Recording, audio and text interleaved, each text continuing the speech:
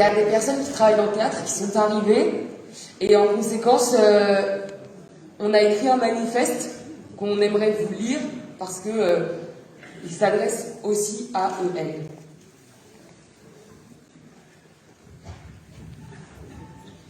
Manifeste de la Criée occupée, samedi 1er mai.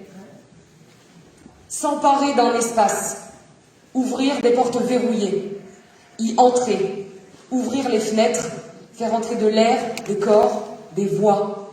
Ne surtout pas refermer les portes derrière nous, puis tenter ensemble de le définir ce nous. Ou justement pas. Peut-être que c'est justement ça qui est nécessaire, qui est humble même. Que ce nous soit dense et pluriel.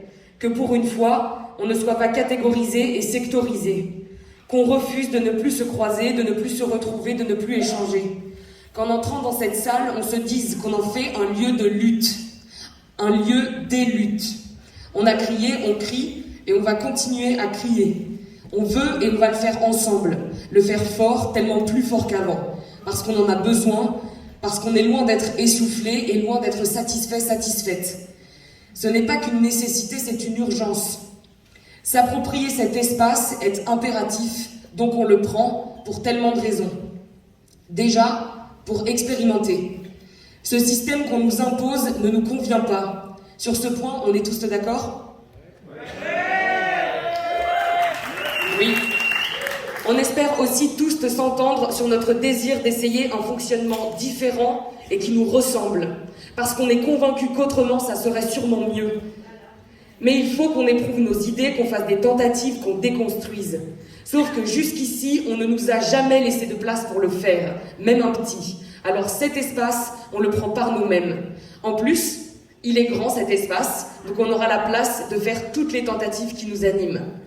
Nombreuses sont les réflexions entamées ici depuis 1 mois et 3 semaines.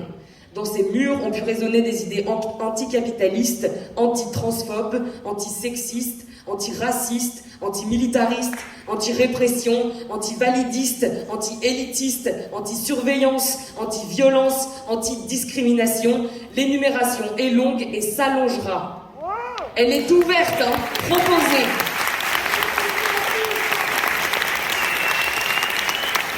On ne parle pas d'une utopie naïve, on rejette plutôt un héritage dystopique.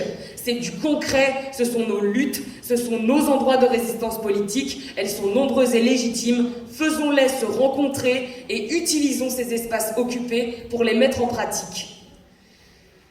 Pour élargir ce qu'on revendique, cessons de dire qu'on en demande trop. On n'a pas à se justifier de notre soif de contestation.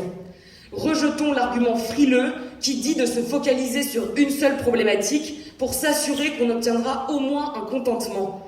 Ça ne nous désaltérera pas. L'abrogation de la réforme de l'assurance chômage est une priorité. Cependant, cette réforme est le témoignage concret de la mise en place d'une violence d'État et d'une politique d'austérité plus large. On bouillonne et c'est tellement normal. Il n'y a plus de tolérance possible. Impossible de les laisser appuyer sur la tête de ceux et celles qui se noient. Pour se rendre visibles, cessons d'occuper de façon marginale et discrète un hall à la criée ou une salle multimédia au frac-paca. On nous cantonne à des espaces qui ne dérangent pas ou peu.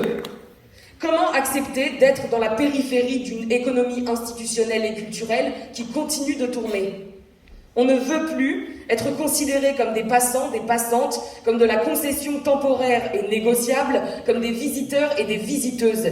Notre désir de lutte n'est pas éphémère. On ne veut plus être dans ce rapport de force, inversons-le. On prend, puis on discute. On ne discute pas pour espérer prendre.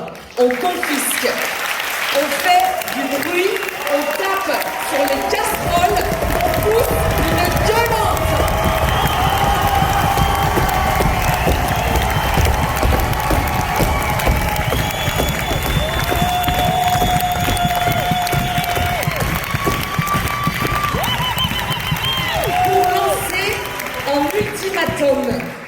Ce nous doit s'élargir. Cette prise d'espace est aussi l'occasion de mettre sur la table une injonction directrice. Il est temps de vous positionner. Ne signez pas une tribune dans les journaux appuyant nos revendications pour aller dans le sens de l'opinion publique et pour vous protéger médiatiquement. Ce n'est pas concret. C'est édulcoré et bien pensant. Vous êtes d'accord avec nos revendications? Dans ce cas-là, ne vous les appropriez pas dans le discours, sortez de vos bureaux et faites corps.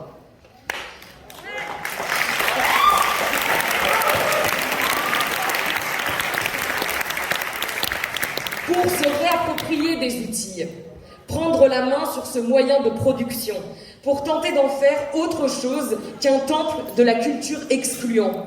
On pense qu'ici peuvent résonner plusieurs récits, peuvent se rencontrer plusieurs imaginaires, peuvent s'associer des groupes et des personnes que l'organisation actuelle de la société fait tout pour séparer. Redémocratiser le théâtre uniquement fréquenté par une vieille élite bourgeoise blanche.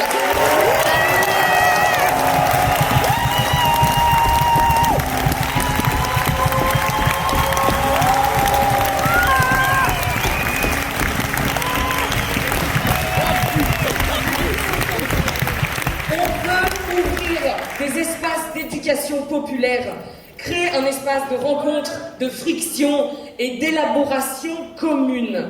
Se sentir légitime d'entrer ici, d'y faire des agoras, d'y créer, d'y inventer, d'y débattre. On est fatigué d'être divisé, fatigué de l'injonction à confondre distanciation physique et distanciation sociale. On va faire de cet espace un outil accessible pour sortir de nos microcosmes.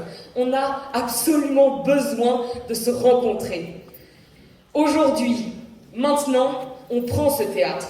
Ou plutôt on le récupère, parce qu'en soi, il est à nous.